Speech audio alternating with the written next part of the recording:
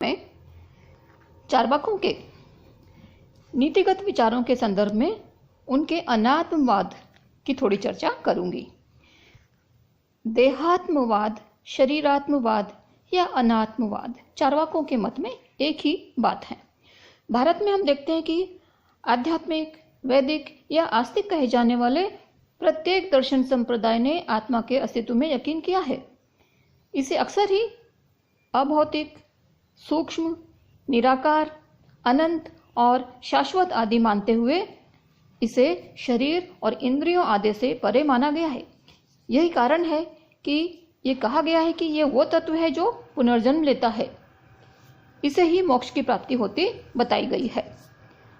आध्यात्मवादी विचारक मानते हैं कि प्राचीन ऋग्वैदिक काल से ही हमें आत्मा का विचार प्राप्त हुआ है, लेकिन यदि ध्यान से देखें तो हम देखते हैं कि ऋग्वेद के नासदीय सूक्त में पदार्थ से अलग आत्मा के स्वतंत्र चैतन्य के अस्तित्व की चर्चा नहीं आई है।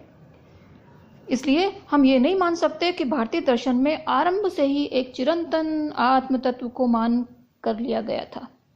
अवश्य ही ये कल्पना धीरे धीरे विकसित हुई है। चार्वाक के आत्मा संबंधी मत को जानने के लिए हमें फिर से उनके प्रमाण संबंधी मत को देखना है।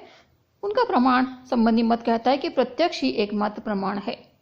उनके इस मत के अनुसार प्रत्यक्ष के परे किसी पदार्थ का कोई अस्तित्व नहीं है। इसलिए उनके अनुसार आत्मा को इस भौतिक शरीर से भिन्न मानने की कोई आवश्यकता नहीं, यानी वे आत्मा को चार भौतिक तत्वों का ही परिणाम मानते हैं।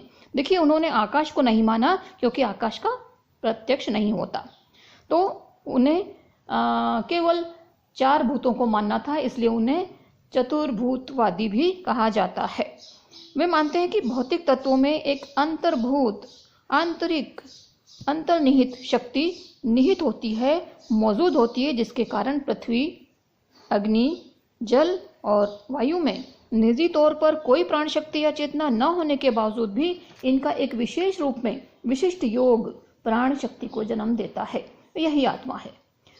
तो चार्वाकों का आत्मा संबंधी मत अन्य मतों से इस अर्थ में एकदम अलग है कि वे आत्मा को देह के परे कहीं नहीं मानते। उनके प्रमाण सिद्धांत को देखें हम तो उनका यह मत उचित ही प्रतीत होता है। आत्मा को उन्होंने केवल भौतिक पदार्थों से उत्पन्न हुआ माना है। अब उनका कहना है कि जिसकी उत्पत्ति है उसका नाश भी होगा, इसलिए भौतिक संघात के नष्ट होने के साथ ही आत्मा का भी नाश होना उन्होंने अनिवार्य माना है। आत्मा के बारे में उनके जो मत हैं वो चार प्रकार से अपने मत को अभिव्यक्त करते हैं। उनका ये जो मत है सदानंद के वेदांत सार में दिखलाई पड़ता है। सबसे पहले वो मानते हैं कि जो स्थूल शरीर है वही आत्मा है, और उनके अनुसार हमें आत्मा के ऐसे ही अनुभव मिलते भी हैं, जैसे मैं मोटा हूँ, मैं दुबला हूँ, मैं लंबा हूँ, आदि आदि। यानी उनका मत है कि इन संबोधनों से शरीर और आत्मा की एकता परिलक्षित होती है, समझ में आती है, अतः शरीर ही आत्मा है। ये एक मत हुआ। अब दूसरा मत देखें तो चार्वाकों का एक यह वर्ग था जो इंद्रियों को ही आत्मा बताता है। जैसे यदि इंद्रियां ना हो तो शरीर का अस्तित्व भी संभव नहीं है। वे उदाहरण देते हैं कि मैं बहरा हूँ, मैं अंधा हूँ आदि जैसे संबोधनों का मतलब ही है कि इंद्रियां ही आत्मा हैं। तीसरे प्रकार के एक मत को देखें, चार्वाकों का ये तीसरा मत है आत्मा के बारे में। इसमें ऐसे चार्वाक थे जो प्राण को ही आत्मा कहते थे, क्योंकि प्राण के अभाव में मानव शरीर का कोई मतलब नहीं है। मैं प्यासा हूँ, मैं भूखा हूँ आदि वाक्यों से यही सिद्ध होता है कि प्राण ही आत्मा है। अब उनके चौथे मत पे आए, आत्मा संबंधी चौथा मत, जिसमें वे मानते थे कि मन ही आत्मा है। मन का यदि अभाव हो तो प्राण भी नहीं होगा। मैं संकल्प लेता हूँ, मैं कामना करता हूँ आदि वाक्यों की सार्थकता मन से ही है। वास्तव में चार्वाक मत में आत्मा को उन अर्थों में नहीं माना गया है जिन अर्थों में अध्यात्मवादियों ने माना है। इसलिए प्रायः कह दिया जाता है कि चार्वाकों ने आत्मा को नहीं माना, लेकिन यह धारणा सत्य नहीं है। वास्तव में वे आत्मा को मानते हैं, लेकिन इस आत्मा का स्वरूप उनके अनुसार पारंपरिक आध्यात्मवादी आत्मा के स्वरूप से एकदम भिन्न था। यह उनके मत के लिए स्वाभाविक था, क्योंकि उन्होंने प्रत्यक्ष के अलावा किसी अन्य प्रमाण को नहीं माना। तो आत्मा उत्पन्न होती है और आत्मा समाप्त हो जाती है। वे शाश्वत आत्मा को, देह से परे मौजूद रहने वाली आत्मा को, सनातन आत्मा को, नित्य आत्मा को नहीं मानते। चार्वाकों के इसी अनात्मवाद ने आध्यात्मवादियों की नींद सदियों तक उड़ाई रखी। इसके कारण वे अनेक प्रकार से चार्वाकों का खंडन करने में लगे पाए जाते हैं। साथ ही साथ षड दर्शन में भी हम प्रायः चार्वाकों का खंडन प्रिय व प्रथम विषय के रूप में मिलता पाते हैं। चार्वाकों के ग्रंथ चूंकि अध्यात्मवादियों ने जला दिए, नष्ट कर दिए, अतः उनके मत का जो भी ज्ञान हमें मिलता है, देखिए, वह उनके विरोधियों के द्वारा ही नकारात्मक रूप से ही मिलता है। फिर भी कहा जा सकता है कि वह आत्मा को मानते अवश्य थे, पर लेकिन आध्यात्मवादियों से मूल रूप से भिन्न रूप में। वास्तव में तब विवाद जो था वो इस बात पर नहीं था कि आत्मा है या नहीं। विवाद का मुद्दा था कि आत्मा शरीर से परे है या नहीं। जो विचारक इसे शरीर से स्वतंत्र मानते थे वे आध्यात्मवादी थे, और जिन्होंने इसे शरीर के अंतर्गत ही माना वे भौतिकवादी कहे गए। चार्वाक इसी मत के थे, इसलिए उन पर अनात्मवाद का ठप्पा तो लगना जरूरी था। अब हम देखें कि उनका मत है कि पृथ्वी, जल, अग्नि और वायु ये चार ही परम तत्व हैं। जैसे कि मैंने बताया, आकाश को उन्होंने नहीं माना, और उन्होंने माना कि इन्हीं चार पदार्थों से, परम तत्वों से, इन्हीं से जगत के प्रत्येक पदार्थ की व्याख्या करनी संभव है। उन्होंने माना कि इन्हीं चार तत्वों के संयोग से चैतन्य भी उत्पन्न हो जाता है। इन चारों में निजी तौर पर कोई प्राण शक्ति नहीं होती, मगर जब यह विशिष्ट रूप से संयोजित हो जाते हैं तो प्राण या चेतना भी स्वतः उत्पन्न हो जाती है। इसे ही उनके अनुसार आत्मा कहा गया है। बुद्धि और चेतना की भी उत्पत्ति इन्हीं चार भूतों के संयोजन से वैसे ही हो जाती है जैसे पान, सुपारी, कत्था और चूने आदि में लाल रंग नहीं होने पर भी इन पदार्थों को जब एक साथ चबाया जाता है तो इनसे लाल रंग उत्पन्न हो जाता है। वे इस श्लोक के माध्यम से इसे समझाते हैं। फिर और देखिए कि अंगूरों में कहीं मादकता का गुण नहीं होता, किंतु जब अंगूरों को एक विशिष्ट प्रकार से सड़ाया जाता है तो उनसे शराब की उत्पत्ति हो जाती है, यानी कि उनमें एक नए गुण की उत्पत्ति हो जाती है। फूल, पत्ते, फल, जड़ और छाल को उत्पन्न करने की क्षमता वृक्ष के बीज में पाई जाती है। गायें खाती तो हैं घास, पानी पीती हैं, लेकिन दूध देती हैं। उस दूध से मक्खन बनता है। दूध और मक्खन दोनों ही पदार्थों में घास और पानी से भिन्न गुण होते हैं। तो उनका मत है कि अनेक पदार्थ ऐसे हैं जिन्हें सड़ने के लिए कुछ समय तक छोड़ दिया जाने पर वे नशे के गुण से युक्त हो शराब में परिवर्तित हो जाते हैं। ये शराब का गुण तो उन पदार्थों में नहीं था। इसी तरह मूल बीज से जब शरीर की उत्पत्ति हो जाती है तो इस उत्पत्ति के साथ ही उससे अन्य गुणों की भी उत्पत्ति हो जाती है, जैसे मन, समझदारी, चेतना, मस्तिष्क आदि। इसे ही हम आत्मा समझने लगते हैं। यह गुण भौतिक तत्व में नहीं था, लेकिन एक विशेष प्रकार के संयोजन के फलस्वरूप ये उत्पन्न हो जाता है।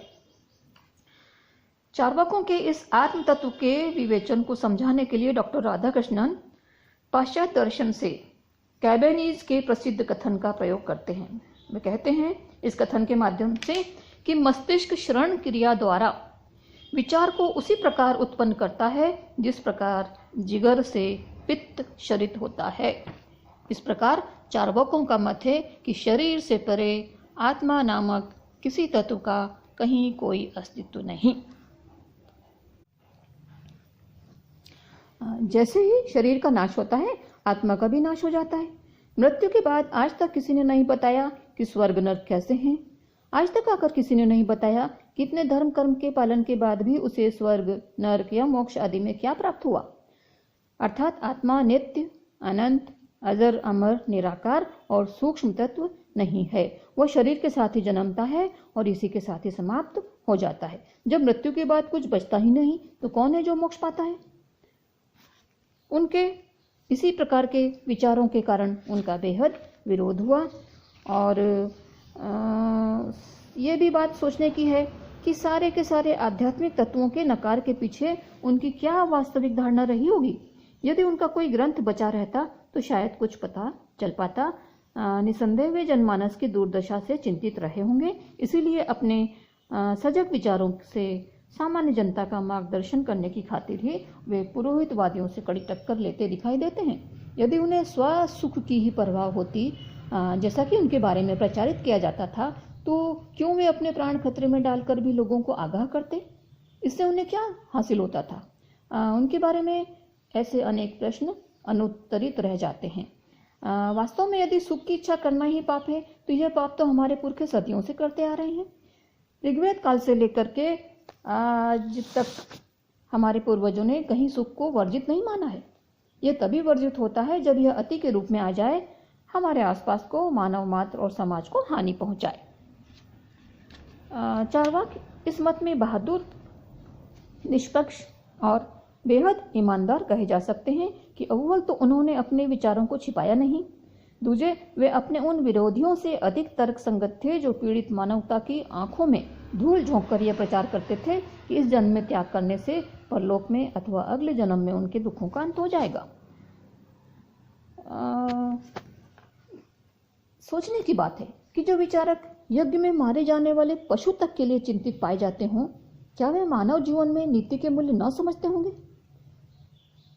यही लगता है कि चार्वाक और आजीवक आदि अन्य अनेक भौतिकवादी विपथगामी विचारकों का लक्ष्य रहा था कर्मकांडी अंधविश्वासों आदि से जन सामान्य को बचाना। उनके जो तर्क होते थे वे बेहद अच्छे होते थे और जनता उनसे प्रभावित होती थी। अतः अपने कर्मकांडी पेशेगत कारणों से एक वर्ग विशेष ने उन्हें नीतिहीन घोषित कर दिया। इन्हीं प्रयासों के अंतर्गत उनके विरुद्ध अनर्गल धारणाएं उन पर चस्पा कर दी गईं। वरना यह सोच पाना भी मुश्किल है कि महर्षि स्तर का कोई ऋषि पिब खाद चबर लोचने यानी कि खाओ पियो और मौज करो जैसा स्थूल दर्शन स्थापित करेगा। वे अपधर्मी इस संदर्भ में कहे जाते थे कि वे वैदिक धर्म को, वैदिक परंपराओं, कर्मकांड आदि को नहीं मानते थे। कर्म सिद्धांत की आड़ में पुरोहितवादी व्यवस्था में निरीह मानव का जो अथाह शोषण और समर्थ जन का जो नैतिक पतन हो रहा था, वे उसी सबका खुला विरोध करते थे। अतः जब वे पिछली चली आ रही व्यवस्था के विकृत पक्ष को नकार कर उसके अमानवीय पक्ष को सरेआम अस्वीकार करके अपना कोई स्वतंत्र विचार प्रस्तुत करते थे, तो उनकी कोई न कोई मानवता से परिपूर्ण नीतिगत विचारधारा जरूर रही होगी। इसी कारण वे कर्मकांडी व्यवस्था के विकृत और विद्रूप भरे पक्ष को देख पाए थे। उनका नैतिक पक्ष अत्यंत ही मजबूत और श्रेष्ठ रहा होगा, जिससे आने वाले विचारकों ने, टीकाकारों ने सप्रयास पक्षपातपूर्ण रूप से भुला दिया लगता है। तो उनके आदर्श ऐसा लगता है कि अवश्य उच्च रहे होंगे, मानवीय संदर्भों में वे खरे रहे होंगे, तभी वे मानव के दर्द से आहत होकर उसे दूर करने के काल्पनिक नहीं बल्कि व्यावहारिक प्रयास करते मिलते हैं। बड़े अफसोस की बात है कि आध्यात्मवादियों द्वारा उनके सारे ग्रंथ कुंठावश जला दिए गए।